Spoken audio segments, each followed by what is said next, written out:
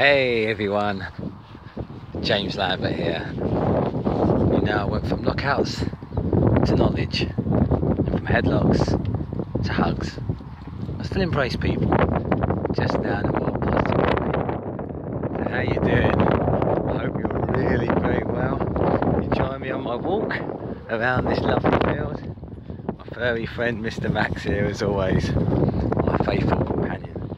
So yeah, I hope you are doing really well. You're very healthy, full of love, positivity and peace. What's been on my mind I wanted to share with you was happiness versus contentment.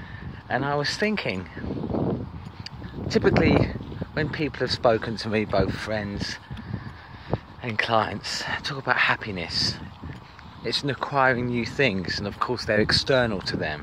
I often talk about happiness being an inside job, and I hope this in some way goes to show what I mean by that. So people say, oh, they're really looking forward, or they'll be happy when they go on holiday, or they acquire that new suit, or that shiny new car, or watch, or pair of shoes, handbag, dress. You get the picture. It's something external to them.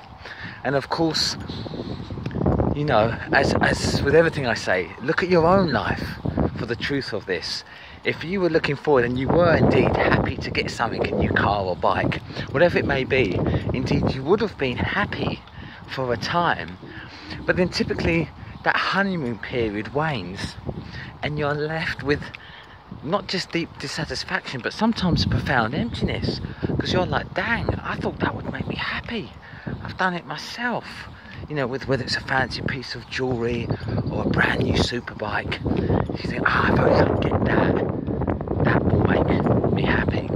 And sometimes I find myself doing it, if I'm not careful today, daydreaming. That's nice to have goals, I've spoken about before, and they're important to a degree in the measure of maybe value you're spreading in being able to acquire new things materialistically. However, the point stands, that which you think external to you will make you happy, if it does, it's only for a short time.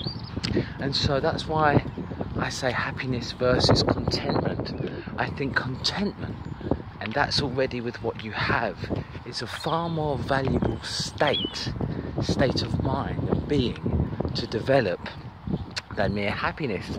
Because as I've already stated, happiness will simply come and go. You get something, you're happy for a while, no sooner have you acquired it than that happiness wanes. So I really want you to think about contentment, because of course you see, when you're content, that's content with the things you've already got, and it's profoundly different, because contentment is a state of mind that you can bring about yourself. Excuse the wind here, it's a bit windy, but I hope my message is coming across loud and clear nevertheless. So when you're content, you can look around at all the things you already have in your life, all the people you love, maybe your phone or iPad you're currently watching and listening to me on, the books you read, your very body and health, and develop contentment. And there's a beautiful sort of peace of mind that goes along with that, I found. That instead of the insatiable need to acquire more and more external things to try and make you happy for a short period, you're developing a level of contentment with that which you already own. And the beautiful thing is, when I say own, I don't mean ownership of possessions.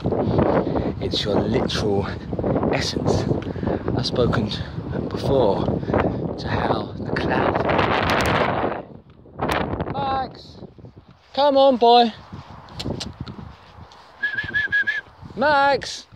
Max, come on! So I've spoken before about how happiness can be likened to the clouds in the sky. And indeed, they're all emotions, for they're not always there.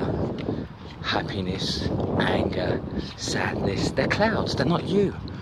But the very sky itself, no matter the tint of its hue, is always there. And I liken the sky in this analogy to your essence. And not only is that love, it's contentment. And I really encourage you, dear friends, to seek to work on, or just be even better, just be contentment. And what runs along so smoothly in parallel to that is gratitude. When you express gratitude for that which you already have, it just furthers that lovely feeling of contentment. So it's just something for you to think about. Happiness versus contentment. Happiness can be tremendously fleeting. And I did entitle one of my books, Be Happy in 24 Hours, because happy is a generic term that everyone is familiar with. But the state that I really encourage you to seek is one of contentment, because that has no bearing on external possessions or material items you may or may not have. Nothing to do with that. Contentment is a state of mind, it's a state of being, it's a way of life that you can foster even if you have £0 in the bank. Of course, you can have both. You can have a very healthy indeed bank account and still be content, but you understand that it's a way of being in the world and it does not rely on external things. So I hope this video has been of use to you. If so, please do share it. I'm all about building a community of like-minded, positive people who are going about making a real positive difference in the world and going after their dreams at the same time. So from my heart to yours, much love, and know this, that you are unstoppable and I believe in you. Take care.